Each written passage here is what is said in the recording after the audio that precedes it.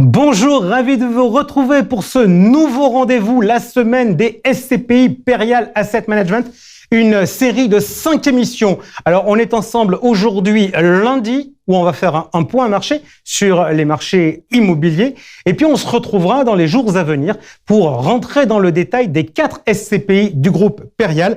Aujourd'hui, on est donc ensemble pendant une demi-heure pour répondre à vos questions dans cette période juste avant les assemblées générales, dans cette période où beaucoup d'épargnants s'interrogent sur le marché immobilier. Ils sont 3 pour répondre à nos questions. Je vous demande, pour commencer, d'accueillir celui qui est un fidèle du plateau de Et plus encore, Éric Costra, le président de Perial. Éric, bonjour. Bonjour Jean-François. De l'autre côté de la table, on retrouve la directrice RSE et innovation de Perial Asset Management, Anne-Claire Barbery. Bonjour. Bonjour. Également avec nous, le directeur général délégué de Perial Asset Management, Loïc Hervé. Bonjour. Bonjour Jean-François. Alors, mesdames et messieurs, on est tous d'accord sur la règle du jeu. J'ai des questions. Les associés m'ont transmis des questions puisqu'on est en phase d'assemblée générale.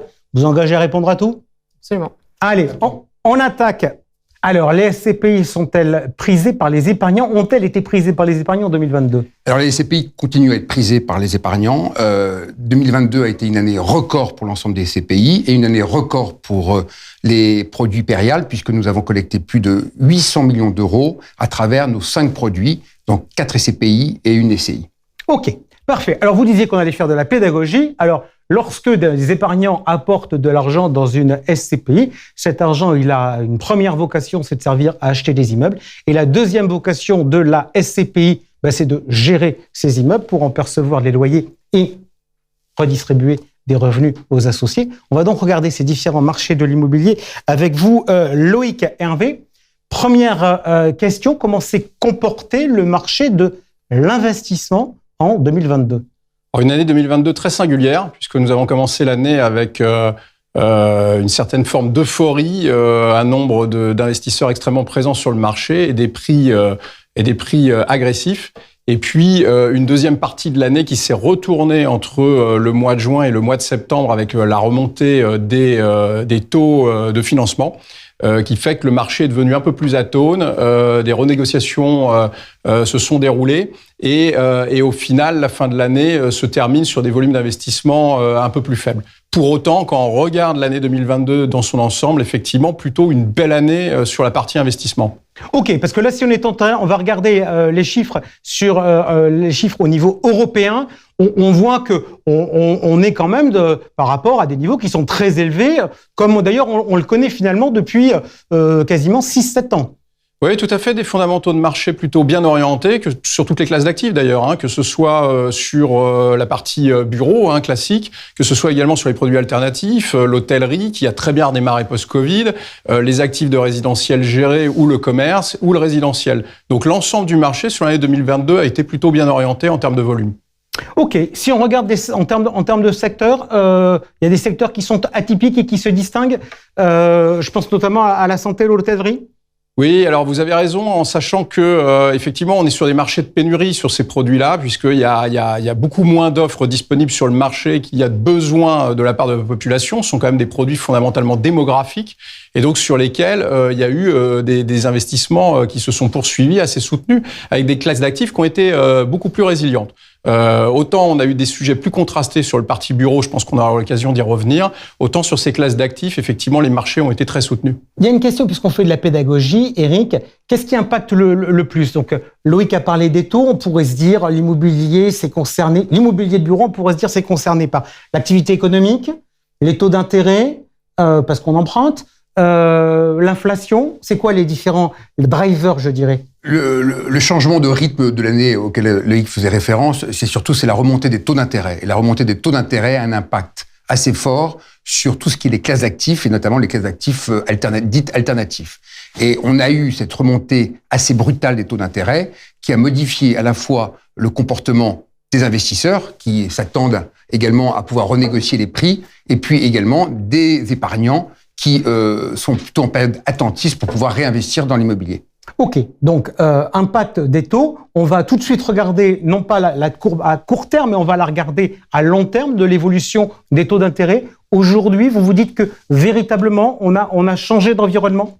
On a clairement changé d'environnement. On est rentré dans un nouveau cycle immobilier, donc après avoir connu des périodes ininterrompues de hausse et qui sont liées notamment à l'impact des taux d'intérêt, également à la résurgence de l'inflation aussi, qui n'existait pas dans notre pays depuis longtemps.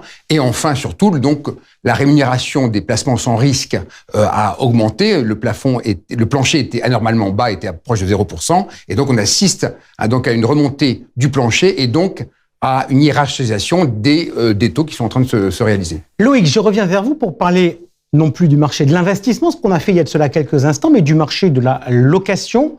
Comment s'est-il comporté ? Alors sur la partie bureau, ça suit un petit peu la même logique que la partie, je dirais, investissement, dans le sens où il y a des classes d'actifs qui sont extrêmement demandées, les quartiers centraux d'affaires et avec des immeubles extrêmement résilients. Anne-Claire en parlera tout à l'heure sur la partie RSE, mais également sur la connexion. Donc ces bureaux-là ont particulièrement bien résisté et ont vu une demande locative très très soutenue. Et puis on a une deuxième partie du marché qui est plus contrastée parce que déjà impact télétravail, je pense qu'on en reparlera un peu plus tard, et puis également impact de l'emplacement, de l'évolution de la typologie des actifs immobiliers. Donc on peut regarder le marché du bureau dans son ensemble, mais fondamentalement il y a deux dynamiques différentes. Je vois quand même sur le graphique qui était il y a de cela quelques instants à côté de vous qu'il y a une courbe qui remonte très légèrement, c'est le taux de vacances. Oui, alors le taux de vacances, il remonte légèrement, mais justement parce qu'il comprend la dynamique que je viens d'évoquer. C'est-à-dire que le taux de vacances continue à se réduire dans les quartiers centraux et augmente dans les périphéries. Donc, sur un taux de vacances moyen européen aux alentours de 7,5%, on a des contrastes extrêmement marqués entre des secteurs à moins de 3% de taux de vacances et des secteurs à plus de 20%. C'est là où tout le travail des asset managers est fondamental pour sélectionner les bonnes zones, les bons actifs, et donc d'avoir une politique sélective à la fois à l'investissement et être proactif à la cession. Éric le disait tout à l'heure, l'objectif, c'est très clairement de comprendre et de faire de la pédagogie dans un environnement qui est en train de changer. Je vais reposer la même question qu'à Éric sur le côté de la location. C'est quoi qui impacte le plus ? Alors, spontanément, mais je vous dis ma pensée d'associé. Je me dis, les indexations, l'inflation, ça doit être bien parce que ça fait des indexations de loyer, d'activité économique. Peut-être, parce qu'il y a peut-être plus ou moins de demandes de bureaux. C'est ça les principaux drivers? Oui, alors sur la clairement, partie de la location. Alors le taux de chômage est un excellent driver. Le taux de chômage, les prises à bail sont historiquement corrélés au taux de chômage, et les taux de chômage sont historiquement bas. Alors dans l'avalanche de mauvaises nouvelles macroéconomiques qu'on peut avoir, là il faut plutôt prendre le verre à moitié plein et voir que effectivement ce taux de chômage soutient les prises à bail et compense en partie les libérations de locaux qui sont générées par l'augmentation du télétravail. Donc ça, c'est un premier driver. Driver sur la performance des fonds, vous l'avez souligné, l'inflation, c'est indéniable parce qu'aujourd'hui, l'immense majorité des fonds voient leur indexation réelle s'appliquer et donc avec une augmentation mécanique des loyers sur la plupart des preneurs. OK. On va maintenant, on vient de faire le point donc, de ce qui s'était passé dans cette année 2022. On va maintenant, si vous voulez bien, essayer de regarder un certain nombre de tendances, de grandes tendances. Puisque vous évoquiez justement la valeur sur les immeubles et sur la partie RSE, Anne-Claire Barbieri, je vais me tourner vers vous. Là encore, exercice pédagogique. Il y a un mot que j'entends beaucoup en lisant des papiers sur l'immobilier de bureau, c'est décret tertiaire. Kesako. Alors, le décret tertiaire, c'est une réglementation française qui oblige les bailleurs et les preneurs de surface de plus de 1000 m² à s'engager dans une trajectoire de réduction des consommations d'énergie avec des jalons très précis de réduction, moins 40% d'ici 2030 et échelonnés jusqu'à 2060, avec des années de référence prises entre 2010 et 2019. Donc, c'est un vrai dialogue qui doit s'instaurer. Donc ça, c'est un dialogue sur des immeubles qui sont existants, où on doit faire évoluer pour pouvoir progresser. Un immeuble, quand il est pas bon, d'un point de vue RSE, on le paie moins cher ? On peut. En tout état de cause, effectivement, la green value est en train d'émerger parce qu'indéniablement, que ce soit à l'acquisition où nous, on reprice les travaux à réaliser le cas échéant pour les mettre en conformité avec nos feuilles de route, ou à la cession, ou à l'inverse, si le travail n'a pas été fait en toute logique, il y a une discussion avec l'acquéreur du bien, indéniablement, effectivement, cette valeur verte émerge aujourd'hui. Alors, il y a une question, vous l'avez dit, vous l'avez déjà sous-entendu, puis on a dit qu'on n'éluderait aucune question. Il y a une thématique qui revient très clairement du côté des associés. Alors, pour en prendre deux, il y a de plus en plus de télétravail. Les surfaces des biens loués vont diminuer, quelle proportion ? Est-ce qu'il est encore profitable d'avoir de l'immobilier de bureau dans les SCPI? Et étant donné que les employés travaillent de plus en plus chez eux, qu'est-ce qu'on répond, Éric Cosserin, à ces associés qui, très clairement, on va être honnête, sur ce plateau, depuis le Covid, on a dit télétravail, quel impact? Aujourd'hui, vous mesurez ça comment et quel impact vous voyez? Alors, je crois que les questions sont légitimes, puisque depuis le Covid, le télétravail a nettement émergé. Il existait avant, mais il a nettement émergé. Et donc, il constitue un changement d'habitude en ce qui concerne les entreprises. Et donc, il est à prendre en compte. Et donc, chez Perial, nous prenons en compte, il a des impacts effectivement sur une baisse de la demande des entreprises, ou en tout cas une volonté de certaines entreprises de réduire leurs locaux. On dit quoi? Moins 10, moins 15, moins 20? Oui, alors on parle de moins 10, moins 15, mais là aussi, tout est très différent selon les entreprises. Et on ne peut pas traiter le télétravail de manière uniforme. Tout dépend également de la position des entreprises, si ce sont des PME, ce sont des ETI ou ce sont des grands groupes. Tout dépend si les entreprises sont plutôt parisienne ou plutôt en région. Donc, on n'a pas une vision du télétravail qui est uniforme. Maintenant, on a porté le télétravail au nu après, notamment le Covid, puisque nous avons tous travaillé justement en télétravail. Après ça, est revenu un petit peu, c'est-à-dire qu'on a redécouvert le bureau, en sachant que le bureau est un lieu important de solidarité des collaborateurs, un lieu créatif, un lieu de projet et de progrès. Et on peut se dire également que dans les périodes plus compliquées sur lesquelles nous allons évoluer avec une difficulté économique, le bureau va redevenir central. Donc oui, le télétravail a émergé, oui, il est incontournable, mais le bureau reste quand même indispensable. Ok, j'entends l'argument, donc il consiste à dire que le bureau, qui est quand même le principal actif qu'on travaille en immobilier d'entreprise, est indispensable, mais qu'il va devoir évoluer. Moi, je vais être très honnête. Je disais tout à l'heure, je suis associé, donc je vous confie mon argent pour que vous achetiez des immeubles et que vous les louiez. Est-ce que vous mettez en place des solutions pour justement trouver des réponses à cette évolution des usages dans le monde du bureau? Deux choses. D'abord, comme je l'indiquais tout à l'heure, on a un marché du bureau à 2 vitesses aujourd'hui. Et donc, premier sujet, c'est d'avoir une société de gestion qui va se concentrer sur la première vitesse, je dirais la première moitié, celle qui fonctionne bien. Donc, celle qui fonctionne bien, qui est dans les cœurs urbains, qui est dans les quartiers mixtes, qui est bien connecté, qui est bien construit et qui correspond en termes de qualité environnementale et service aux besoins des utilisateurs finaux. Donc ça, c'est notre travail au quotidien d'acheter et de vendre ou de transformer ces actifs pour les mettre en conformité à ces nouvelles tendances. Le deuxième point, c'est les usages. Et les usages, effectivement, évoluent beaucoup, notamment à travers le télétravail dont vient de parler Éric.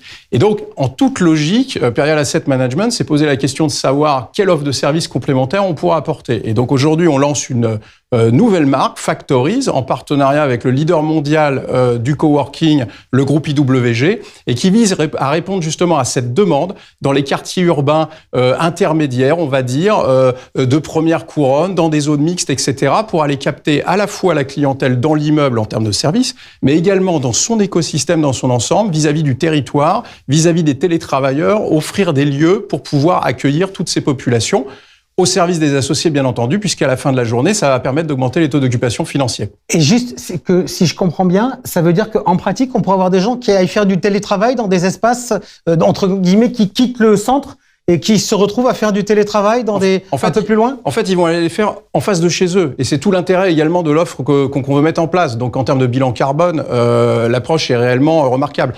En fonction des entreprises, si vous avez une entreprise qui a 2 ou 3 jours de télétravail, on ne peut pas imaginer qu'un télétravailleur va rester dans des conditions de logement médiocres pendant 20 ou 30 ans, parce que c'est ça qu'on peut lui proposer aujourd'hui, à 2 ou 3 jours par semaine dans son logement. Donc on est en train de donner la possibilité à ce télétravailleur de sortir de chez lui, d'aller juste en face pour trouver une offre accueillante, une offre riche en termes de sociabilisation, parce que c'est ça aussi qu'on retrouve au bureau, en termes de services et en termes de sécurité sanitaire au travail. Donc ça, c'est extrêmement important et je pense qu'il il faut savoir saisir ces tendances-là et accompagner nos clients qui sont à la fois les grands corporate traditionnels qui continuent à prendre à bail dans nos locaux, mais également cette clientèle qui est beaucoup plus poreuse dans des temps de travail différents. Cette offre-là, en tout cas, proposée par Perial Asset Management, Factories, est là pour répondre à cette question. Ok. Éric ? C'est une innovation bureau, c'est-à-dire que nous offrons des tiers-lieux, c'est-à-dire que vous travaillez ni dans le siège social de votre entreprise, ni chez vous, mais Perial peut vous offrir justement Donc des espaces de travail qui ne sont pas situés dans l'intramuros, dans Paris intramuros, comme tous les espaces de coworking, mais qui seront situés en périphérie. Et notre projet également, c'est de l'ouvrir aux entreprises, à nos entreprises locataires, à d'autres entreprises, mais également à la communauté des associés et des CGP de Perial. Ok. Alors, on est sur les tendances générales. On a parlé du décret tertiaire avec Anne-Claire. On vient de parler de l'évolution du bureau avec le Covid. Je voudrais qu'on s'arrête 2 secondes sur un sujet de place, c'est le sujet de la liquidité des SCPI. Puisqu'on est en période d'assemblée générale, pour préparer cette émission, j'ai regardé les rapports annuels, j'ai regardé les projets de résolution. Dans toutes vos SCPI, vous avez mis une évolution des règles concernant la liquidité. Est-ce que vous pouvez m'expliquer ?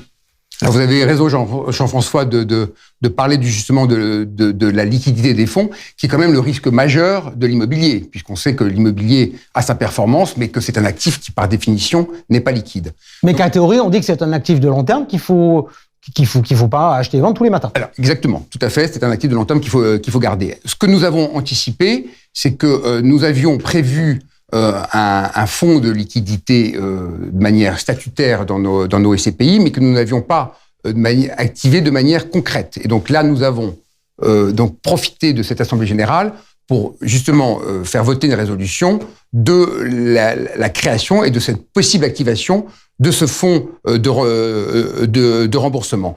Cela fait partie de nos différentes mesures que nous mettons en place par anticipation pour se dire que si jamais un jour il y a un sujet sur la liquidité, nous mettons en place donc ce fonds de réserve qui fait partie de plusieurs mesures que nous sommes en train d'organiser et de mettre en place de manière à pouvoir prévenir d'éventuels problèmes de liquidité. On constate que dans le monde des SCPI, il y a des particuliers qui possèdent des parts en direct. Il y a aussi des particuliers qui possèdent des parts via des contrats d'assurance vie. En réalité, c'est l'assureur, le propriétaire. C'est plutôt une bonne chose d'avoir un assureur dans les réseaux de distribution ou c'est plutôt embêtant en termes de liquidité ? C'est une bonne chose parce que les assureurs sont des investisseurs qui sont professionnels, donc qui peuvent nous accompagner dans le développement de la SCPI. On a été vigilant à avoir un quota d'assureurs, c'est-à-dire que il n'était pas question pour nous que les SCPI soient détenus à 100% par des assureurs. Donc les assureurs représentent selon les SCPI entre 30 et 40% de nos associés. Anne-Claire, je me tourne vers vous. On est en train de parler des grandes tendances. L'une des grandes tendances, c'est alors la RSE, l'ISR. Enfin, bon, on est un peu largué. Je vais être très honnête avec vous sur ces sujets-là. On se pose des questions en disant est-ce que ça nous rapporte de l'argent ou est-ce que ça nous en coûte. Donc, si vous le voulez bien, on va prendre 2 secondes ensemble pour que vous m'expliquiez ce que vous faites et comment vous abordez le sujet chez Perial. Alors, avec Loïc, on a fait deux phases. Tout à l'heure, on a fait l'investissement quand on achète, et ensuite il y a la partie gestion quand on loue. Vous intervenez sur quelle partie ? Sur l'ensemble des étapes, puisque dès le dossier d'acquisition, on analyse l'actif selon une grille de 60 critères ESG, donc sur la partie environnementale, sur la partie sociale et sur la partie gouvernance, ce qui donne une note sur 100. Et pour valider l'acquisition par le fonds, on doit atteindre absolument une note seuil qui est définie pour chacun des fonds. Autrement dit, Loïc, les équipes peuvent trouver un bien super. Vous pouvez dire... Ça marche pas. Non, ça marche pas. Absolument. Ça arrive. Évidemment, l'idée, c'est qu'on travaille en amont pour que les équipes... Ça évite qu'ils travaillent trop pour se faire retoquer leur dossier. Voilà, donc l'idée, c'est évidemment qu'il y ait des échanges et que les équipes opérationnelles, notamment l'équipe investissement, intègrent les critères à identifier dès les premières phases. Mais effectivement, on a des points de passage qui nous permettent de garantir qu'une note ESG est à minima atteinte pour l'acquisition. Et juste, c'est vos propres critères ou parce qu'on a beaucoup de débats sur la place pour savoir si on achète des données à l'extérieur, si on fait ses propres notes. Vous, c'est une note Perial ou c'est une note extérieure ? Alors, la grille, c'est nous qui l'avons construite, mais sur la base notamment des exigences du label ISR, donc avec vraiment des critères qui sont validés et reconnus. Et puis, les audits sont réalisés aussi par des auditeurs externes en phase d'acquisition pour nous permettre de collecter cette donnée-là. OK. Deuxième sujet, donc on parle de la partie investissement. Maintenant, deuxième sujet sur la partie location. L'immeuble, il avait la note qui était au-dessus du minimum. Il n'y a plus de sujet ou on continue ? C'est le début. Une fois qu'on a acheté l'actif et qu'il a donc validé cette note seuil, on l'engage dans une logique d'amélioration continue. Donc on va noter chaque année la performance ESG selon cette même grille pour vérifier que la note ESG s'améliore et donc finalement qu'on valorise toutes les démarches, tous les travaux qui sont réalisés au cours de la vie de l'actif dans le fonds. Ok, on valorise. Loïc, je me tourne vers vous. On valorise, ça veut dire que ça se retrouve dans les prix ? Ça doit se retrouver dans les prix. Effectivement, c'est des discussions qu'on a avec les experts régulièrement. Ça doit se retrouver et on le valorise au moment de la cession des actifs, mais ça se valorise effectivement tout au long du processus que vient d'indiquer Anne-Claire et en cours de gestion sans avoir besoin également de céder les actifs. Donc, indéniablement, il y a des taux de rendement moyens qui circulent sur le marché et après, il y a une différence entre un immeuble A et un immeuble B. C'est bien ce sur quoi on travaille aujourd'hui. Ce qui est fondamental chez Perial, et je voudrais rajouter quelque chose par rapport à ce qu'a dit Anne-Claire et Loïc, c'est qu'il n'y a pas d'un côté l'ISR et de l'autre côté les actes de gestion. Chez Perial, notre conviction, c'est que l'ISR fait partie intégrante de nos actes de gestion, y compris dans l'investissement. Donc quand Anne-Claire dit qu'effectivement, elle peut refuser des dossiers parce qu'ils ne correspondent pas à la note, c'est une réalité chez Perial. Pardon, je sors du sujet. J'animais l'autre jour un débat justement sur le thème de RSE. On disait, mais il y a un truc majeur dans une entreprise pour la politique RSE, c'est le patron. Le patron, c'est vous. Est-ce qu'il y a une différence entre la perception du groupe Perial en la matière et les produits de Perial ?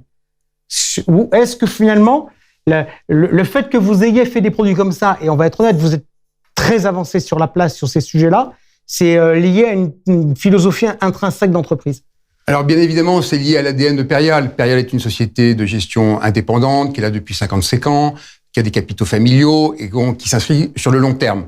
Et nous gérons des fonds immobiliers, et vous le rappeliez, Jean-François, c'est que de toute façon, les fonds sont détenus sur le long terme et que notre objectif et notre, je dirais presque notre raison d'être, c'est aussi de valoriser les patrimoines pour le compte de nos clients. Et ce qu'on a constaté, notamment depuis 2009, puisque nous avons lancé PFO2 en 2009, c'est que il n'y a pas d'un côté la performance financière et de l'autre un label ISR, c'est-à-dire que les performances extra-financières d'aujourd'hui feront les performances financières de demain. Donc c'est le message important à faire passer, c'est que chez Perial, on le vit dans notre ADN. Et c'est pour ça que Anne-Claire est donc directrice de la responsabilité sociétale de l'entreprise. C'est-à-dire que ça vient pas comme une espèce de sticker ISR parce qu'effectivement tout le monde le demande. C'est-à-dire que ça vient de notre ADN, ça vient de notre responsabilité sociétale de l'entreprise et ça vient de nos convictions que nous partageons, qui est de dire que un patrimoine durable est un patrimoine qui se valorise dans le temps. Votre ADN s'est décliné en une raison d'être ? Notre ADN se décline dans une raison d'être que nous avons donc constituée depuis maintenant 2 ans, qui est d'être moteur de la transformation vers l'immobilier et l'épargne responsable, tout en accompagnant chacun de nos clients pour construire ensemble un avenir, un monde durable. Donc tout est résumé dans cette raison d'être que nous avons inscrite dans les statuts de Perial en Assemblée Générale la semaine dernière. Et l'étape suivante, ça va être de passer d'entreprise à mission. Et donc, quelles sont les missions Perial ? Donc, c'est statutairement, nous l'avons inscrit. C'est-à-dire que c'est un engagement très fort de Perial, que ce soit vis-à-vis des clients, vis-à-vis des collaborateurs, vis-à-vis des actionnaires. Donc, toutes les parties sont engagées, justement, pour pouvoir s'inscrire, justement, dans cette démarche, qui est une démarche à la fois long terme et qui est une démarche également de perspective de l'immobilier, en tout cas, qui s'inscrit dans le temps et qui se valorise dans le temps. OK. Je reviens sur des éléments plus financiers. On disait tout à l'heure qu'il y avait un sujet sur la hausse des taux d'intérêt qui avait impacté les marchés. Aujourd'hui, Loïc, l'effet de levier, c'est terminé ? Alors, l'effet de levier sera jamais terminé, mais c'est vrai qu'on est dans un moment de marché où il faut être relativement prudent dans la gestion de la dette. Donc, on a des dettes long terme qui... Alors déjà, il faut rappeler à l'ensemble des associés que la dette qu'on a constituée ces dernières années est à bas coût et sur des durées relativement longues. Donc, on a des volumes de dette tout à fait raisonnables dans les fonds, sécurisés à des volumes faibles. De toute manière, on est d'accord, tout est monitoré. C'est-à-dire que si vous avez des dettes qui tombent dans 6 mois, vous le savez parfaitement, et on anticipe, voire 6 mois, voire 1 an à l'avance, qu'on va en faire. On anticipe bien avant de découvrir qu'effectivement, elles arriveraient à échéance à 6 mois. Donc, et celles qui arrivent à échéance à l'heure actuelle, on a plutôt tendance à les rembourser parce que très logiquement, on irait les renégocier négociés à des prix trop élevés sur le marché. Donc ça, c'est de la bonne gestion. Donc on est plutôt dans une phase de légère décroissance de la dette et d'anticipation des remboursements. Sur la partie long terme, le court terme également, les taux sont trop élevés en ce moment. Donc on est très prudent sur le volume de dette court terme. Après, il n'y a pas de raison que ça revienne pas dans un certain momentum de marché à horizon 2024, mais sur l'année 2023, on fera très très peu de dettes et d'une façon extrêmement sélective sur l'ensemble de nos fonds. Anne-Claire, question pour vous. Est-ce qu'il y a un côté RSE dans la gestion de la dette ou est-ce qu'il y a un côté RSE que dans la gestion de l'actif? Absolument, c'est ce que disait Eric. Toute la dimension extra-financière infuse dans l'ensemble des métiers, donc notamment sur le sujet de la dette. On a mis en place en 2022 une structure de financement durable avec 2 mécanismes. Alors désolé, c'est un peu de l'anglais, un Sustainability Linked Loan. Donc grosso modo, c'est un mécanisme de bonus-malus associé à l'actif sur le taux de financement en fonction de la performance extra-financière des fonds. Et il y a un autre mécanisme qui s'appelle le Green Loan, qui est un taux bonifié si le sous-jacent immobilier a des performances environnementales très bonnes. Ok, on est dans la tambouille. L'explication détaillée de ce qui se passe, comment on endette, les typologies de... je vais revenir sur une question plus terre à terre parce que c'est une préoccupation des associés qui s'interrogent sur les valeurs de part. Donc déjà, on va refaire de la pédagogie. Comment est déterminée, Eric, la valeur de part d'une SCPI à capital variable comme le sont vos SCPI aujourd'hui? Alors d'abord, la base fondamentale, c'est l'expertise. L'expertise, donc, qui est réalisée chaque année en fin d'année, qui est réalisé par des experts indépendants de la société de gestion. Et donc, il y a une campagne d'expertise, et donc avec les experts qui font leur travail. Après ça, c'est donc consolidé, et on a donc ce qu'on appelle une valeur de réalisation qui comprend à la fois donc la valeur d'expertise du patrimoine immobilier, et puis tout ce qui est les actifs, les autres catégories d'actifs, notamment la trésorerie, etc. Et donc ça donne le socle. Et puis après ça, vous avez la valeur de reconstitution, donc qui inclut les frais de reconstitution du patrimoine, c'est-à-dire des frais que nous devons payer lorsqu'on devrait racheter donc l'ensemble du patrimoine, et donc ça vous donne ces valeurs-là vous donnent la réalité du patrimoine de la SCPI. Après ça, la réglementation permet à la société de gestion de pouvoir être dans un espèce de tunnel et donc de pouvoir avoir son prix de part qui est déterminé sur la base de ces valeurs d'expertise-là, de pouvoir avoir un peu de latitude et de souplesse pour pouvoir déterminer sa valeur de la part. Pourquoi cette latitude et cette souplesse? C'est que pour éviter de faire des yo-yo, parce qu'on sait que la SCPI, c'est avant tout un produit long terme, lissé, et donc voilà, et qui permet en tout cas d'éviter peut-être certains à-coups de l'immobilier. Ok, alors vous avez donc un canal de plus ou moins 10 par rapport à cette valeur qui est calculée par les experts. Loïc, j'ai envie de comprendre. Donc je vais vous poser des questions et vous allez me dire à chaque fois une réponse en quelques mots sur l'impact que ça peut avoir sur la valeur d'expertise. Alors on va commencer par une chose, on va commencer par la hausse des taux d'intérêt. C'est un impact positif ou négatif sur la valeur d'expertise? Indéniablement, les taux d'intérêt, effectivement, font baisser les valeurs d'expertise, Okay. dans le sens où, effectivement, on a une décompression des taux. Par contre, après, il faut le regarder dans le détail en fonction des typologies de produits, des typologies de marché et de la qualité des actifs. Ok, l'occupation des biens, ça fait monter ou ça fait baisser la valeur C'est d'expertise? plutôt monter. Le meilleur immeuble, c'est celui qui est intégralement loué. Ok, l'inflation, ça fait monter, ça fait baisser la valeur d'expertise? Ça l'a fait monter également parce que mécaniquement, effectivement, les revenus sur la valeur de l'immeuble montent. Alors, je poursuis mon raisonnement. Si je regarde un peu ce qui s'est passé dans l'environnement, l'inflation, ça a été plutôt bien. Les taux d'occupation, on verra SCPI par SCPI lors de nos prochaines émissions. L'évolution des taux, ça a été défavorable. In fine, les valeurs d'expertise en 2022, elles ont donné quoi? Elles ont donné des baisses très mesurées, comprises selon les fonds entre moins 0,5 et moins 1,8%. Donc c'est bien le reflet de ce que vous indiquiez, c'est-à-dire la combinaison de l'ensemble de ces facteurs-là. J'ajouterai tous les facteurs dont on a longuement parlé avec Anne-Claire sur la partie ESG, qui sont absolument fondamentaux et qui sont de plus en plus pris en compte, je pense, dans les expertises, qui fait qu'il y a des patrimoines qui sont plus ou moins résilients par rapport à d'autres.